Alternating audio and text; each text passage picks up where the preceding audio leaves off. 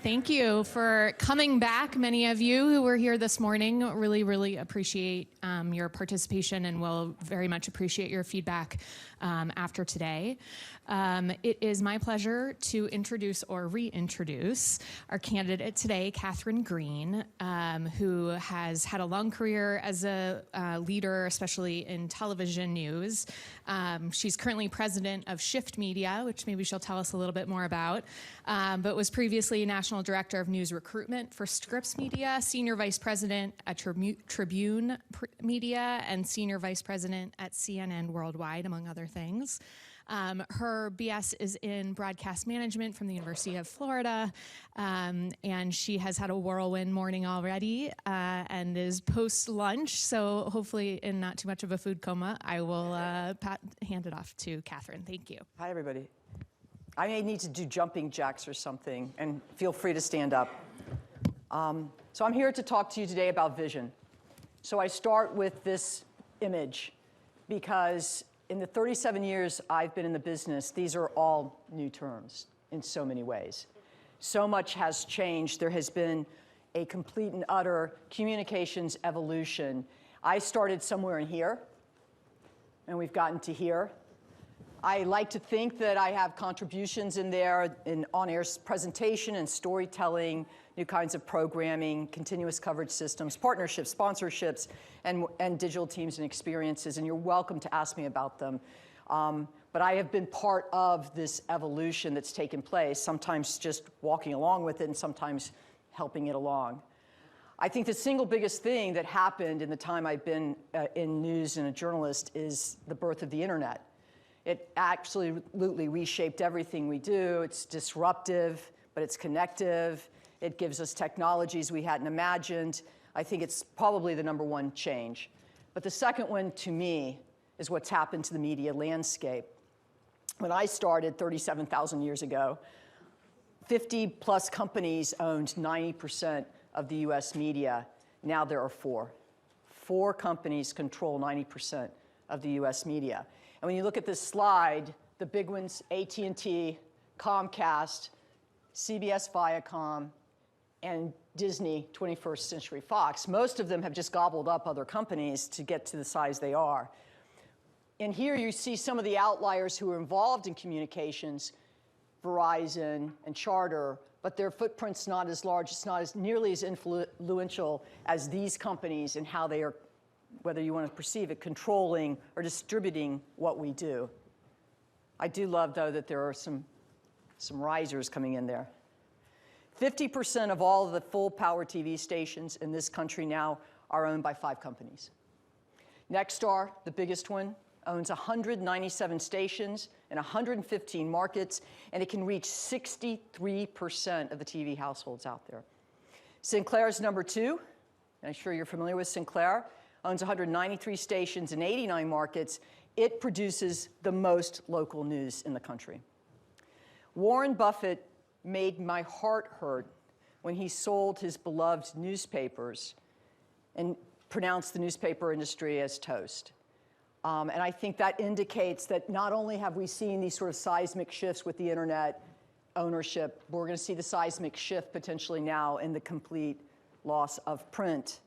And we will go to true, as Frank called it, true text, although it's a pioneer in digital, so I'm hoping that will help. So that's where we are. We have this monolithic corporate control over what we do. I believe it's led to more limited journalism. There's been so much automation. A lot of journalists have become mechanics. And the product we're doing is just not as good. There are fewer journalism jobs out there. They've reduced workforces, tried to bring down expenses. They've merged assets. There's just not as much available. The salaries have been depressed instead of raised. Right now, students are starting at salary levels very similar to 20 years ago. Some companies are guilty of slanted news coverage. Other companies might just be guilty of not doing stories around advertisers or revenue sources, but there's definitely some slanted news coverage out there.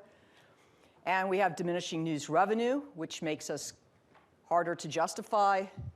And we have a diverging consumer base that has many other sources now for information, good or bad. That's sort of a bleak picture, but it's a picture that we are seeing on my side, as I call it, the industry. We also have the internet, which I love in so many ways because it connects us, but it's become a paradox because it connects and it separates. It informs and misinforms. And it creates clarity and also causes confusion. And we're sort of suddenly trapped in all sorts of problems that are being created by this paradox, and we need to figure out how to sort things out. I think that's probably one of the biggest things facing us. So these companies, in our situation right now, everybody's looking. Innovative communication, new revenue streams, nonprofit models are rising, and corporations are wondering how to deal with that. How do you make money off of digital? It's still not the profit center that companies want. There's the use of data, which I think is a very forward world for journalism because I think data will become even bigger and bigger. I love data, actually. The Internet of Things is now here. How is that going to affect things? What are we going to do with it? And ultimately, converged experiences are coming. Of course, for me, I think about just saving journalism. Just saving journalism. Journalism as a career. Weakening interest. Fewer people are saying, I want to pursue a career in journalism. The industry says graduates are less prepared for the workforce, less prepared for what is expected of them, less prepared to do the things that have been done in the past, less prepared. Pay ranks 81 out of 128 majors. Lots of other things you can do and potentially make more money. And the average graduating journalist is making $34,766. So it's tough. You're investing a lot of money to receive an education and walking out into a workforce that isn't quite yet valuing it, or perhaps is valuing it less right now than it used to. I'm only telling you this because that is what's going on the other side. And then you have the Cronkite School. Gives us hope, doesn't it? It's known as an innovator. When I called and talked to people who are working at other schools, other colleges, everybody kept talking about it being an innovator. It's just known as this innovative school where great things are taking place. Considered the primary competitor. A lot of colleges right now see Cronkite as the competitor. Top journalism school on some lists. Did not show up on other lists. Yeah. It's very interesting. You don't ask sources right now, but I do have them. Northwestern, Boston, USC, NYU, George Washington were most often named to what I found. That doesn't mean that there aren't lists that have you there, but these were the schools that were being named. And I found it very interesting, USC and Boston led in graduate pay by a substantial amount. If you graduate from one of those schools, you're going to make 41, 42, 43, 44,000 when you graduate. Also, graduates of those schools by mid-career are earning more too. So you don't think just in terms of graduation, but where do they go in the next step? Are they still going to have that earning potential? Will they jump? And these were the schools where you were most likely to see big salary increases. So I wonder to myself, thinking about all these things I've been learning about the Cronkite School, what is the vision for the Cronkite School? You're doing so many things well. You have this tremendous infrastructure. You're already known for innovation, and every time I thought of something, you're already doing it. So I thought to myself, well, you're doing what you're doing. Educate, incubate, innovate, elevate. Those are all the things I'm seeing happening in the school now that I think that should continue. I think, though, your goal could be to become the best in the country and the best in the world.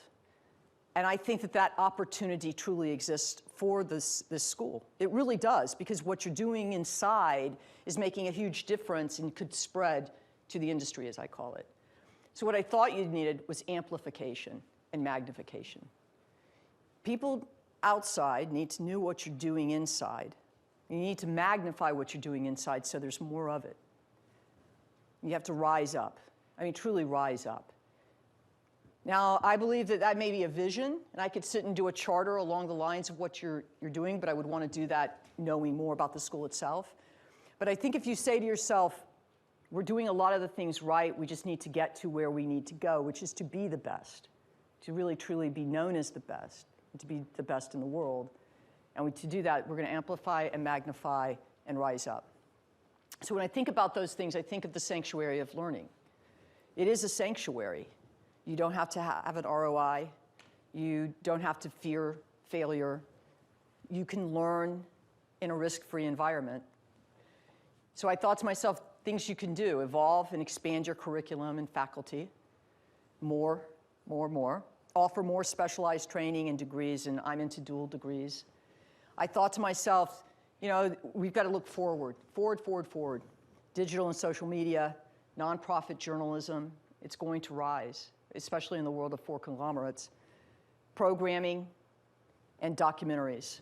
There is a growing demand for nonfiction programming. And I think that to create journalists who only know how to do short forms of work would be a mistake at this point, when you can do nonfiction and tell great stories that people want to hear, but they're real. I think emphasizing the creative and critical thinking that can take place both inside a school and outside a school. I think you do that, but I think you're going to have to magnify it. You really are, because that is one of the biggest grumbles about people coming out of the school, is the sense that they don't have those critical and creative thinking skills. Innovation, it's already in the air, so I really feel I don't need to put it on a slide.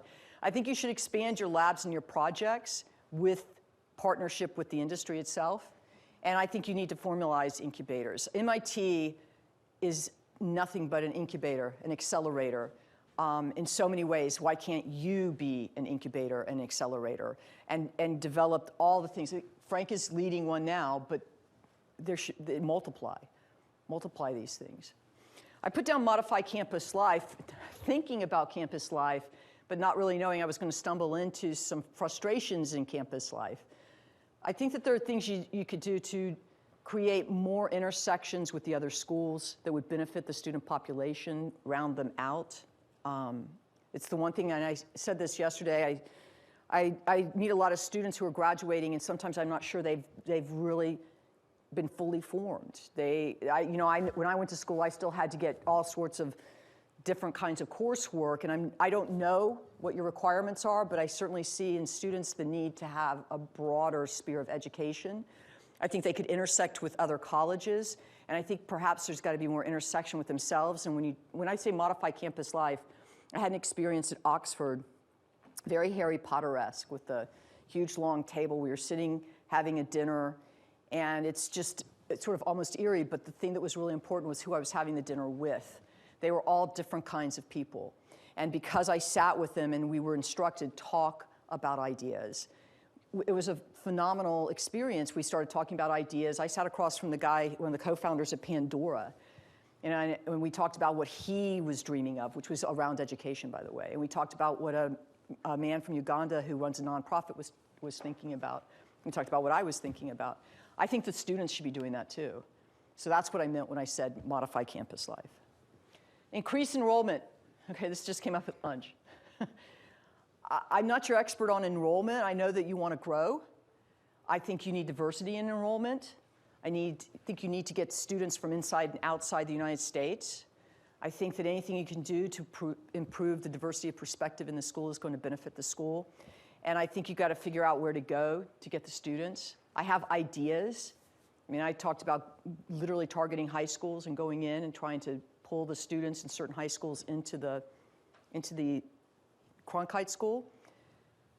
But there are probably many other ideas beyond mine, and I would want to mine those and really work collectively to try to bring up that enrollment, diversify that enrollment. Some of the ways now, and this came up too at lunch, how to pay for college.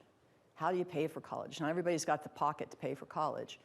And so you do scholarship, but could we do sponsorship? Could we find businesses that would sponsor some of their employees, so to speak, to come into the school and receive a degree, or to receive an online degree?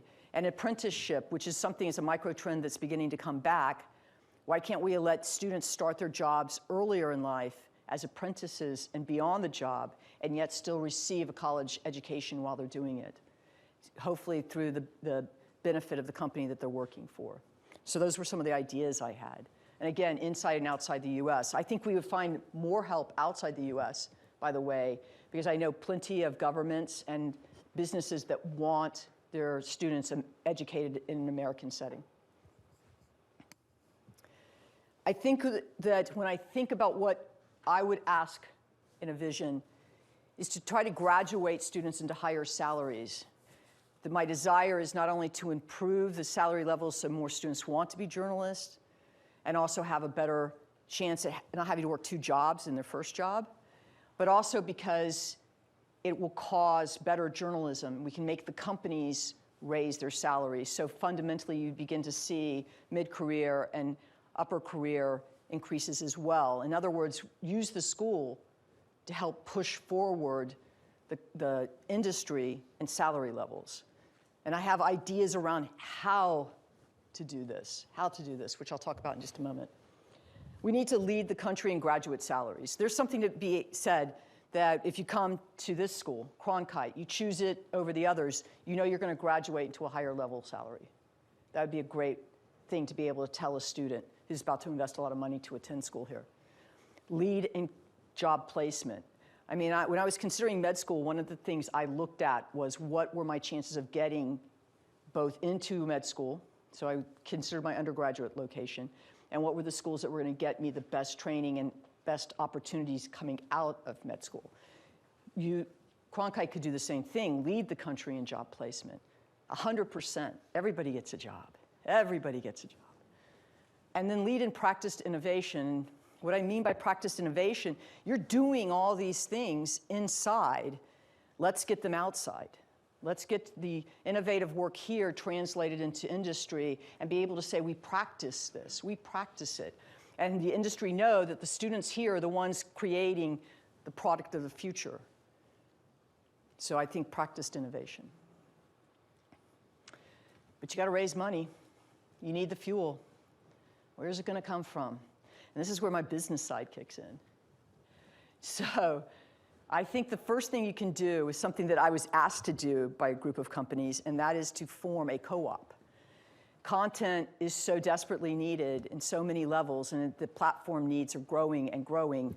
So the argument was, go form a co-op, find independent journalists, help them pull together their stories. Look at people who are specializing in text, turn that into TV. Look at people who are doing digital and help them create text and different kinds of visuals.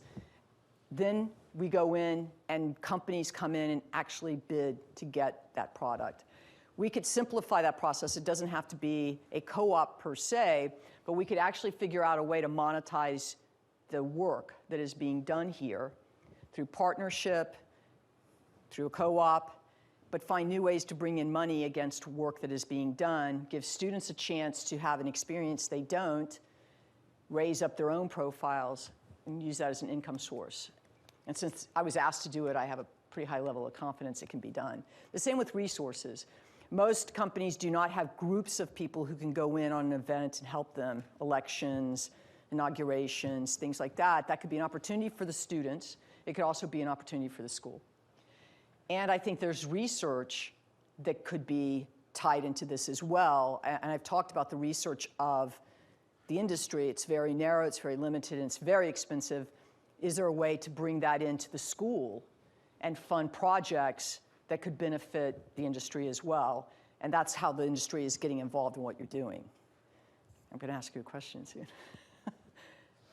I call it profit sharing. And there are other ways to profit share. If you're incubating products, and I talked to the students today about this, and you get to a sense where you have a product, you have a student form a little company, they get a little VC money behind them, you get a percentage, a little share of that company, you have another fuel coming into the group if the product is popular, if the product sells. Do you follow me? You can ask questions, I don't. Corporate sponsored curriculum, training, and partnerships. So what I do know, being on that other side, is that most of these companies have gotten very big very fast. And now suddenly they're in a situation where they are trying to be a particular brand, but they don't have a way to turn everybody into a participant in that brand. So I'll give you the Nexstar story. Nexstar has the Nexstar way. When you come to work for Nexstar, They have a way that they want you to operate. It's very business oriented. So what if you went to Nexstar and said, all right, what are the things that you're not seeing in the graduates that you would like to see? How do we help train them in the Nexstar way? And you say to the student population, if you're into that area, you can go and take these additional courses and become trained in the Nexstar way. Odds are they'd be almost guaranteed a job in Nexstar coming out, which, by the way, does have nearly 200 TV stations in the country. And Nexstar's underwritten the curriculum. Nexstar becomes a partner. And because they're trained in the Nexstar way, I suspect Nexstar would pay them more. So we begin driving up salaries as well in the Nexstar side. But most importantly, we know that Nexstar now is getting good journalists. And we can actually help improve upon the Nexstar way and make the journalism that they're doing even better than before. And this, by the way, Frank, applies to digital as well, and, well, as you call it, text and audio, because Nexstar is moving into those areas too. So I use Nexstar, but it can apply to almost any of these big groups of media now. The training is that most of them have no way to, somebody used the term upscale, to upscale their employees, to get them better education, higher education on the job. So we could create corporate-sponsored training, the online degree concept that you can be working for a Nexstar or a Sinclair or a Scripps, and we're going to be able to train you and educate you while you're working using online, and maybe it's sort of like getting an MBA with maybe a campus visits, but we're going to figure out that way to do it. And now they either partnered with us on this process, or they're paying for this process, or they're covering the cost of the students and giving us more benefit because we're culturing this for them. And last but not least was corporate partnerships, where they come in on a project like Frank is doing, and they are funding that project. And I will give you an example. Scripps tried to create a sort of newsroom of the future by starting it from the ground up. So it was not a profit center. It was just spend the money, figure out how to build it, and let's see if it will work. And the budget for that ranged, the rumors were $3 to $7 million. It didn't work. It didn't work for Scripps. But imagine if Scripps had said, well, we're going to take $3 million, and we're going to give it to the Cronkite School, and we're going to send in some of our people, and we're going to have these students who aren't trapped in how they have to think, and we're going to mix in some faculty, and we're going to see if we can conceive a new kind of newsroom structure that will be a multi-platform newsroom or a pure digital newsroom. So I think you could get money. I think we started Scripps, and they're here, right? Endowment expansion was in here. I'm not the expert on endowment, but I am the expert on lots of money internationally that could be used for endowment. I'm aware of foundations that are out there that are all about education that you may not be tapping, may not being an important caveat here. And student sponsorship, the idea again of getting companies to start sponsoring tuition for students. Oh, go back, and apprenticeships. Again, opportunities also to try to bring fuel into the school. I wondered if you could expand Cronkite-run TV and digital news operations. You know, the Apollo groups out there, they've been looking for somebody to run some of their stations. Could the Cronkite School take on another 1 or 2 or 3? Have faculty involved in running the station, students who go in to produce the content, or a digital news operation like Newsy? And if so, could we profit share with that station or that news operation? High-profile podcasts. I know you're doing podcasts. You are doing podcasts, but could you get into a true professional business model where you're doing podcasts that are making money? Or you're syndicating out to companies to use to make money? And training events worldwide. So one of the other things, I mentioned this before, so many, internationally, so many channels are starting, so many different organizations are trying to do journalism, and they will pay, they offered at CNN, we would be offered a lot, 7 figures, to come in and help train the people who are going to start that channel. Could that be an opportunity for the Cronkite School? Could you have faculty that would go and work with these groups to train them in the concepts of journalism and help them get these channels on air? And could you do it in tandem? CNN would be a brand you might be able to partner with that had a hard time with the resources but was all for the money. So maybe there's a relationship there that we could try. Ultimately, that could get you into global domination, by the way. And I laugh about global domination because in my first interview, I asked what they wanted, and they said global domination. So here it is.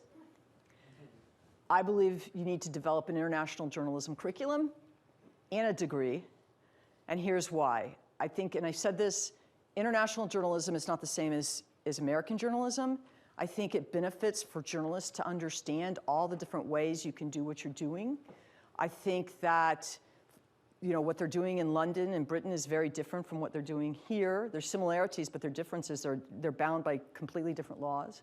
If you're a journalist in China, it's very different. I just had a conversation with a woman who's in Hong Kong and is dealing with Hong Kong, for a long time was independent, but now the Chinese government is there, and they're dealing with all the pressure of the Chinese government. And for the first time, she fears for herself and worries that if she missteps, it is going to create a problem for her and her family, a significant problem. So these are things I think that our students should know. If you're in America, you should understand these things as well. You'd benefit from them, and you also have the ability to influence as well. And then I think you need to expand the faculty to include more international journalists and educators. Bring those perspectives in. And I know you have some now, but I think that it would be beneficial. If you're going to do the curriculum, bring in the journalist. By the way, I'm feeling that really lunchtime lag. Woo! Recruit students from outside the United States. And I have ideas around all of this, and partner with international media outlets, organizations, universities, governments, and corporations. There's so many opportunities internationally, so many. And if you do all of that, then you could actually expand the college footprint to other countries. And I tell the story, I was on the board for the international school at the University of Florida, and they were being asked to put a University of Florida campus in Korea, South Korea, in Seoul. So I know that there's a desire for American schools to have international satellites. Now, all of this still doesn't mean they're off the hook on things like free speech and defending it. I think we've got to worry about the fake news situation. How do we sort out misinformation? All of these things can be born in an academic setting, so I don't want to dismiss it. But I think that gets us to success. Now, I threw a lot of stuff out at you in my after lunch lag. I'd be happy now to answer questions. I do not have any dancing creatures or anything like that. Hi, my name's Peter Bick. I'm a professor of practice here. The model that you were thinking about, I understand always trying to get money, believe me, I really do. The model that you were thinking about sounds very much like what happened with big ag companies and land-grant schools, where the big ag companies underwrote education, underwrote research, and really changed the way we study agriculture in this country, and I think have created huge damage. I would agree with you if you let them tell you what to do. Right, so how would you, I was just thinking what could go wrong with your model, what could go right? So I know what could go wrong from other experiences. Why do you like it?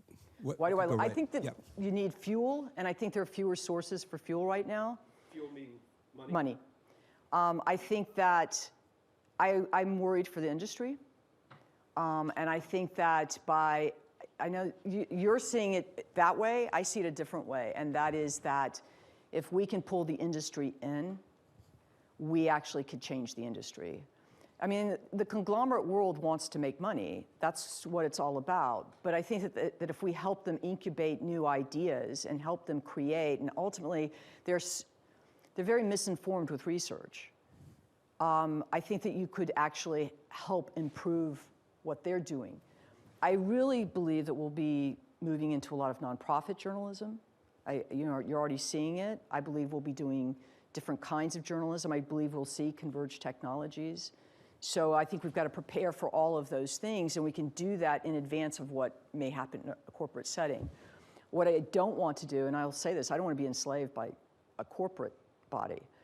I think that when it's CNN, we used to do partnerships with governments. We go into their countries and do all sorts of content around it. And the hardest thing was to understand that we weren't there to do what they wanted us to do. We were there to do what we were going to do.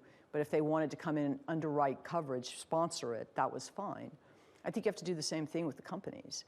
We're going to help make you better. We're going to turn out the students that are educated in the way they need to be educated. They're going to be innovative and creative.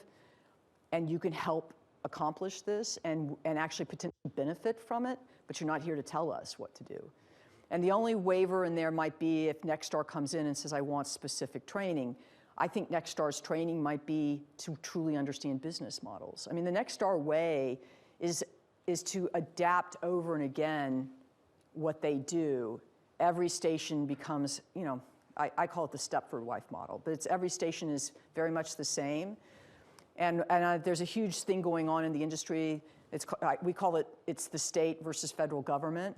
You've got all these local stations, and they're trying to defend their rights, but they're overlaid by a federal government that's telling them what to do.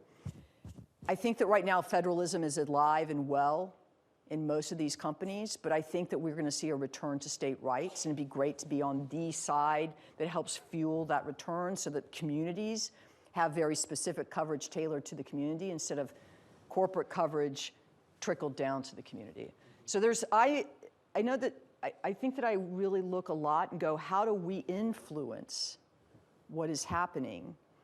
And I don't think there aren't very many ways left to influence what is happening, but you certainly could do it academically. Because ultimately, these are the students are the employees of the future. I want to help you out a little bit.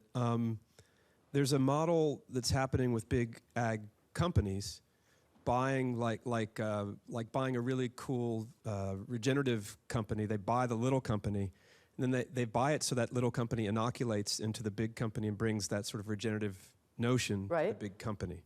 So there is that too. That sounds like what you look at as the positive of this, is that if we get them involved, then we could inoculate them to do better work. Absolutely. Okay. I'll speak out of turn on the Poynter Institute, but it just did deal with Koch brothers. And they're getting a big sum of money from the Koch brothers. And everybody in the journalism world might go, not the Koch brothers. But the reaction was they went to the Koch brothers and said, you need to improve your journalism. And we can help you do that. You may have an agenda aside from all of this, but at least we can improve the journalism you're doing.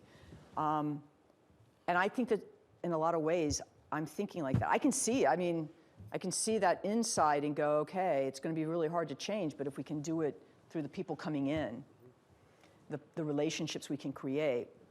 I don't think, going back to that slide, I don't think they're the evil empire, right? But they definitely do have a business agenda. I appreciate it. Thank you. Yeah, thank you. I want to ask a quick follow-up.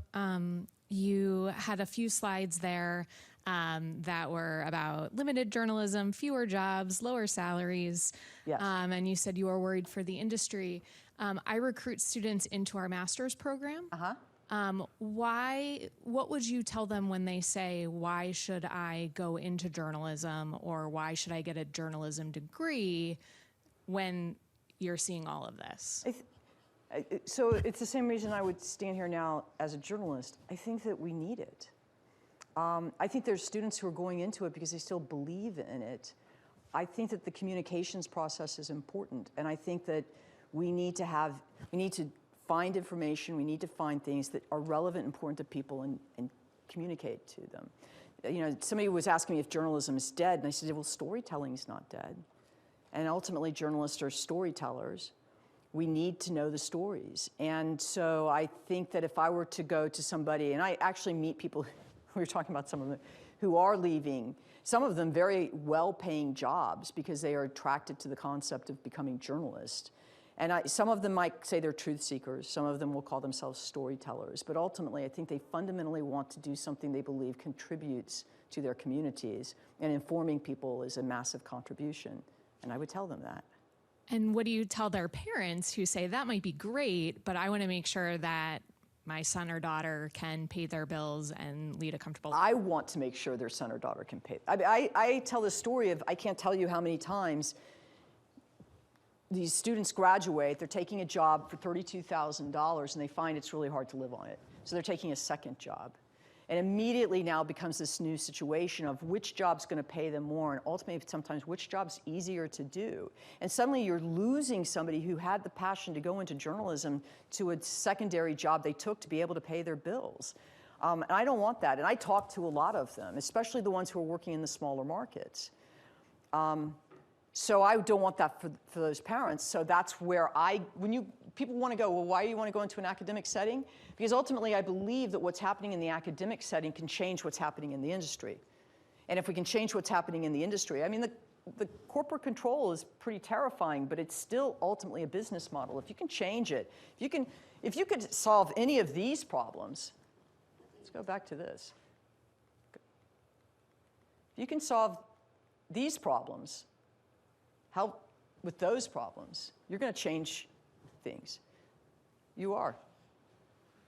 If you found a new revenue stream, the whole school could be funded forever.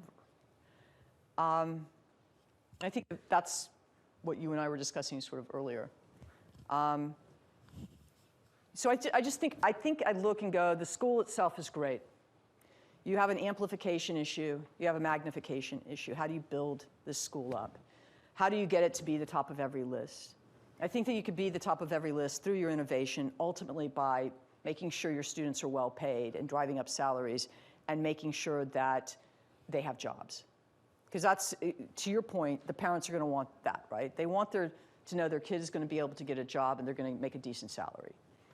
And then you fuel their passion, you bring about change, you're an innovator, an incubator, you potentially begin leading the country.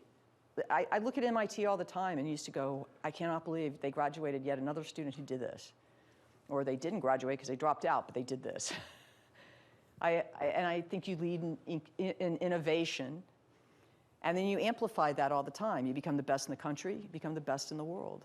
And you move out of the United States into the rest of the world. Yes. Hi. Hi. So this may be a multi-layered question for you, based off of some of the notes that I took in the first session, in the staff session, because I am staff. One of the things that you mentioned is that you are data-driven, Yes, that you love data. I do. And I would like to know, how does data translate in day-to-day operations? How does data? I think that there are two kinds of data. There's the data of research that helps drive you. And then there's the data now that's coming out of a huge fire hose that tells us things about people and their behaviors that we can use to do different things. Both of those things affect what we do. I think that we don't know enough and have enough understanding on the research side. And so data drives me. I want to know. I love following trends. I love generational study. I love understanding. Just learning about academic settings was fascinating. And look, that was formed with that much information. You know, I had to come up with a vision, that much information. I would want more and more and more. But then there's the data that's allowing us to do completely different things. And I'll use examples. You guys have Waze? Are you using Waze for commuting? No? A few people? Okay, so basically you plug in your address and it takes you where you need to go, right? Well, what's happening is Waze is collecting all the data on you. And suddenly now, Waze can tell me how many miles you drove on a car and begin to anticipate when you're going to need new tires. And in knowing when you're going to need new tires, I, with that data, can go to an advertiser and say, it's time for you to start sending notices to this person about new tires, because they're going to have to be buying them soon. I create this very personalized connection because I got the data knowing when you need new tires. Suddenly you start getting ads about new tires or offers for new tires. That's because I knew you needed new tires. Waze does that. And now what's happening is companies are being able to take that information, monetize it, and make money off of it by selling to advertisers who are going to advertise you new tires. So there's another kind of data out there. And that, to me, is like we just opened the fire hose trickle just a bit. Frank probably knows more about this than I do, but just a bit. And there's that much more data to come. So once you have that data and it translates to day-to-day operations, how will you assist your team in their day-to-day operations with the data so you can ensure that we're getting the job done? Because we're here all because we love students and we want to ensure that their future is enriched. And while they're here with us, we're teaching them their principle, which is Right. journalism and mass communication. How would that translate? What type of data are you looking for in order for us to propel forward? Well, when I think about that, it's a very different sort of thing. So you can use data to set expectations, but I don't know that I would want to do that at this point, especially in an academic setting. I think I would want to use data to better inform. So if you're receiving a lot of information, and I'll have to think about some examples of how you could use data right now in an academic setting, but I'm sure you could begin to form all sorts of information around your student body, how they're performing, what they're doing with their time. Wow, you kind of have opened a Pandora's box of thought processes for me. I think, though, for you, you come in and say, I need to know more about this. And then the question is, how do we procure that information so you can know more about something, so that then it may allow you to then better shape something you're trying to do? Does that make sense? It does. I don't know if that really truly answers your question, because you really threw a new curve at me. I would want to think a little bit about it, but I find that there's true raw data out there, and then there's research-born data, but both of them tend to be very valuable. I'm a little more worried on the raw data side of the things that we're giving up as information. That's a whole nother layer, but in the end, I do begin to know a lot of things around behavior, about spending, about how people are living, that becomes very actually influential as you begin to make decisions. I think what we'll begin to see is making decisions about how to deliver something to an audience, which is already beginning to happen, and knowing maybe more particular things about what an audience might want that will help us. And I say audience in terms of consumers, but now you got me into esoteric thinking. Hi, I'm not really sure how much time we have left. I'm Paulina Arriaga. I'm also a professor of practice. I'm one of the newbies here. I came in August from the Associated Press. I'm wondering if you could give us a little more of a glimpse into sort of the nitty-gritty of how you operate.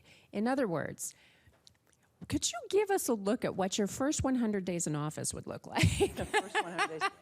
I mean, no, there's a lot of really ambitious goals here. How would you really begin on the ground getting at some of those? How do you operate day to day? And either how you might sort of see that happening, or even if there's an example from a new position in the past and how you sort of attacked it. I'll give you CNN because it's most like this situation. So I am I've been running local news operations in domestic United States for a zillion years. CNN comes along, offers me the chance to run an international network, obviously outside the United States. And it's a cable operation, pay TV, broadcast around the world. Very different things for me. And I had to figure out, okay, how am I going to do this? How am I going to learn this new role? And learn is what I had to do. So for me, right away, the first thing I did was I flew to London and watched CNN outside the United States. Because you can't watch it here. You can see it here, but I couldn't have the feel of what it would be like to be outside the US and digest this thing. And I watched it. And I watched and formed impressions of what I thought about the product itself. But then I had to test my impressions. So then I began what I called the listening campaign. And I tend to want to spend a lot of time talking to people, listening to what they have to say, trying not to state my opinion and talk about my background and how we used to do it, but rather try to understand what is being done, how it's being done, why it's being done, where the gaps are. And a lot of times you can talk to people, they already have a sense of where the trouble is, they already have solutions in mind. So I start gathering. At that point now, I knew we cannot do a demographic research project like we would in the United States, which is a fundamental waste of money anyway. But we did a psychographic project, and we hired an innovation company, and this innovation company helped companies, not journalists, okay? So we're not even, we're their first exploration into the world of television programming and broadcasting. But they went out and they began looking at the news world, information world from a psychographic point of view. And we began connecting all these different countries through values. So all of a sudden now what I have to do is digest all that information that's being presented to me. And the thing we saw right away was there's a huge, we targeted typically business people who were traveling, Americans out of country, people who wanted to learn English. I mean, it was very interesting, the people who were watching us. But what we found was there was a 90 million person group of people who were information people. They wanted to be informed and educated. They wanted context. They were very specific in what they wanted, and they were frustrated because they would go to multiple locations to get it, and they dreamed of a place that might do everything for them. So once we knew that, we then began conceiving programming for them, but we can't isolate the people who were watching us before. So I call it your grandmother's living room. If your grandmother's living room has been the same way, it's always comfortable for you, even though it might be getting a little shabby. You know, you come in and you go, oh, Granny, man, this room's looking a little, but if you walked in the next day and it's scanned design, you would probably flip out, right? So you have to change things so that people see that they're changing, but they're not freaking out that they're changing until one day it is completely changed, and that's what we did. We began rolling out programs, we were changing things. We did completely different kinds of programming. We did not do anchors sitting on sets, reading copy. We really began changing up shows. We did a show called Backstory that looked at the process of journalism and how you gather a story and what the journalists went through, which was a phenomenal show. I love it to this day. It's probably the favorite show I ever launched. And then we did a show called I Report. And okay, these are my ideas, but I couldn't conceive all 15 of the shows we ended up launching. So I had my ideas, which I happen to love. But there were other people coming in now. We launched a show called Prism that looked at stories from multiple perspectives because we knew that internationally people understood that there were many ways to see a story and they wanted all of them. What happened was we had to tweak some of these shows and get them to a better place.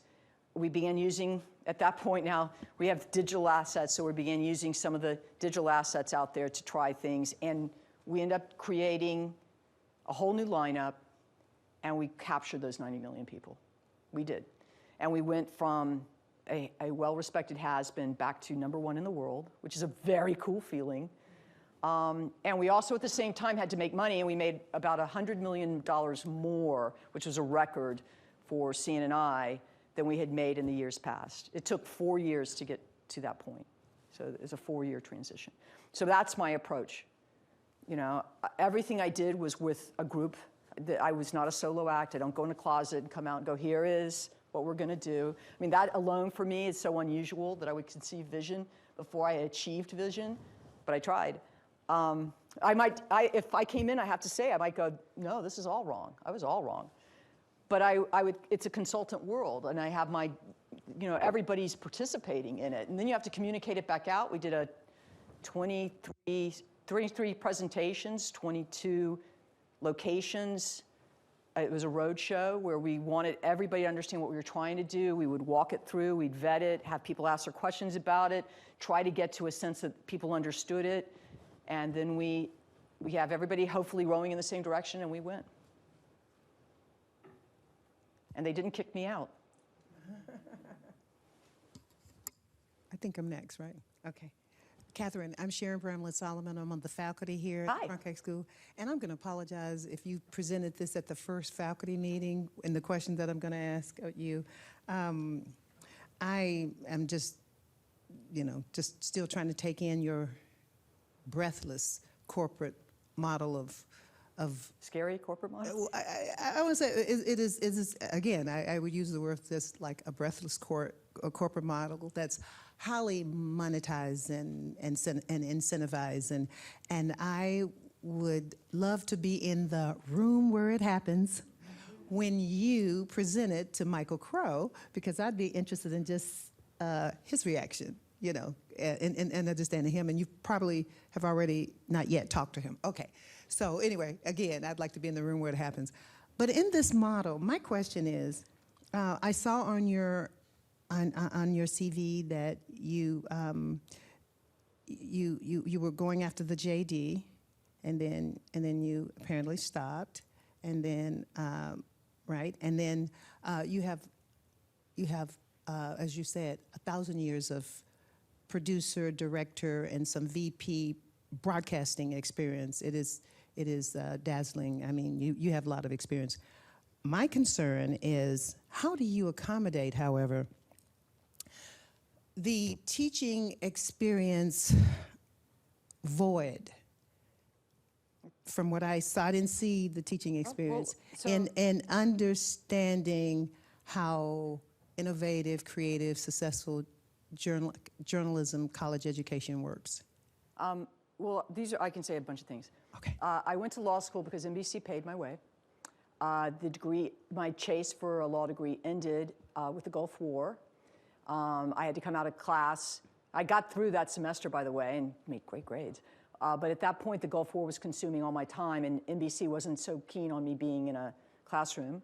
And then I ended up in New York. I was going to school in Miami. Miami was very gracious and said, come back anytime and finish that degree. And maybe one day I will. I would love to. As far as teaching, my experience with teaching is going to be this. Long, long ago, I was identified by the McCormick Foundation after doing some guest lecturing at the Poynter Institute.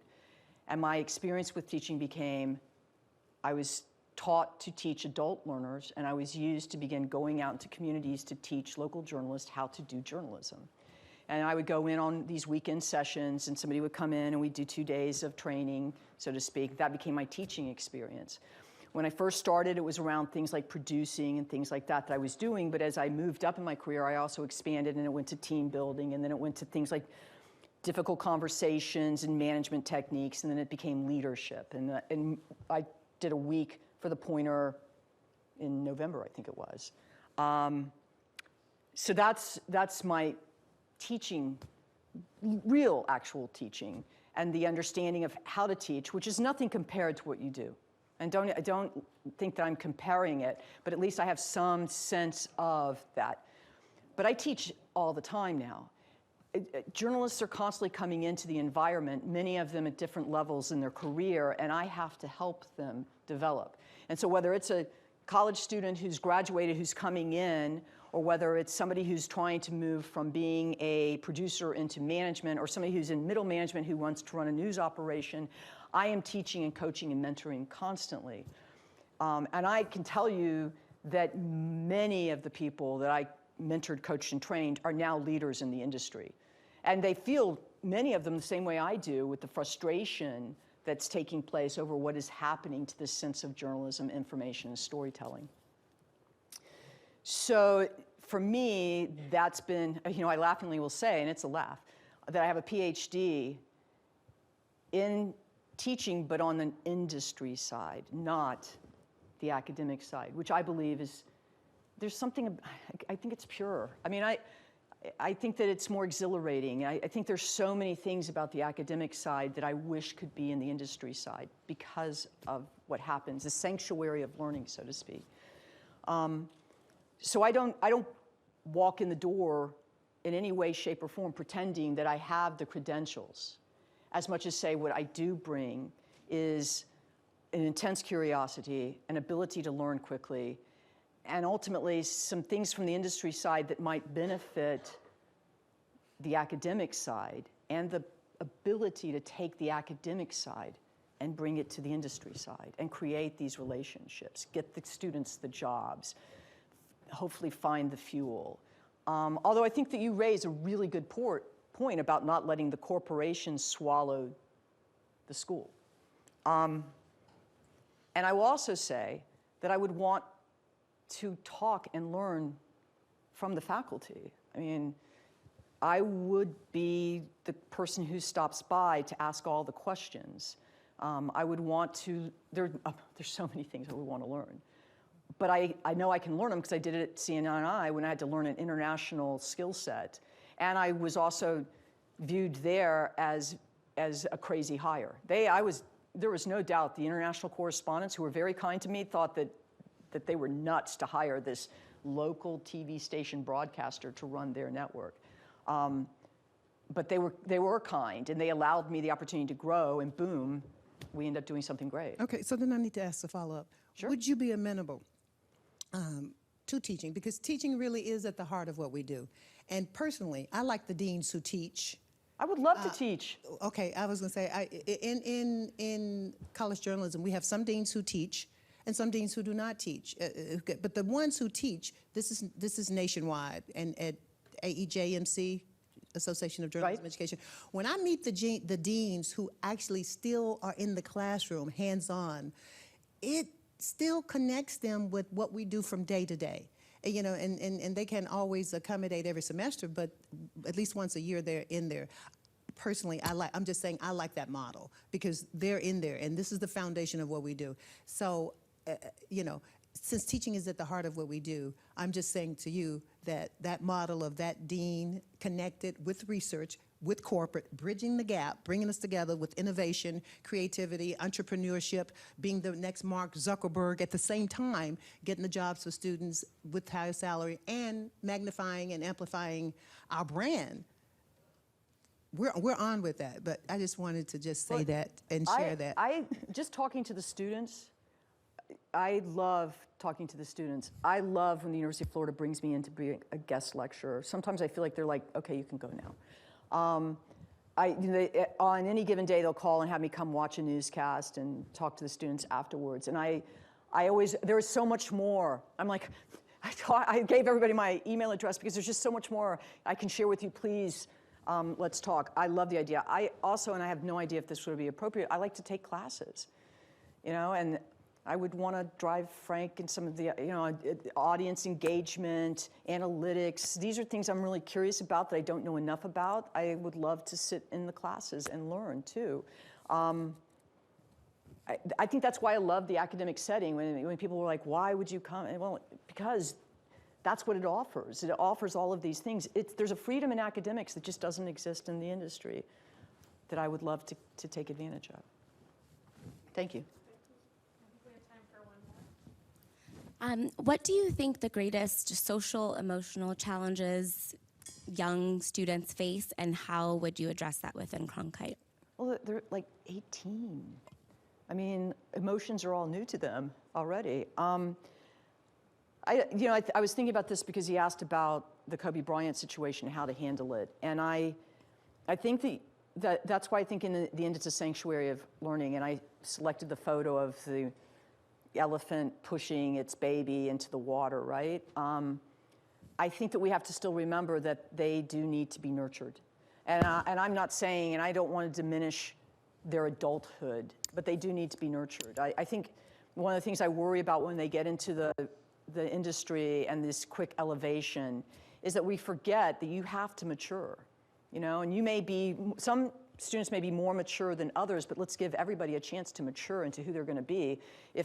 If I were standing here right now as a 22 or 24-year-old person, you would throw me out, you know, because there's so much I had to learn in my 37 years. So I think that my approach would be in really trying to understand. First, I need to understand the Gen Zers. I know the millennials fairly well, but I would want to understand the Gen Zers. I would want to know how you create that sanctuary right now, because I do believe Mom here is creating a sanctuary, trying to create a sanctuary, and then understand where you're seeing the challenges. You know, somebody said you have to help keep them safe, keep them from doing the things they shouldn't do. I would want to understand all of those things. I think socially I'd love to make sure that we can create those settings where their learning continues, even though it's not in the classroom, and maybe their learning is life learning, and do my life skills class.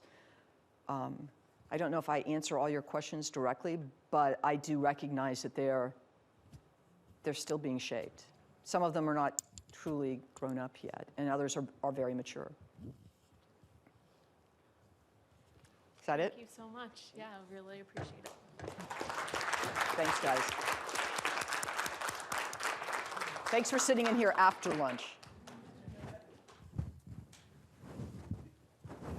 Do I have a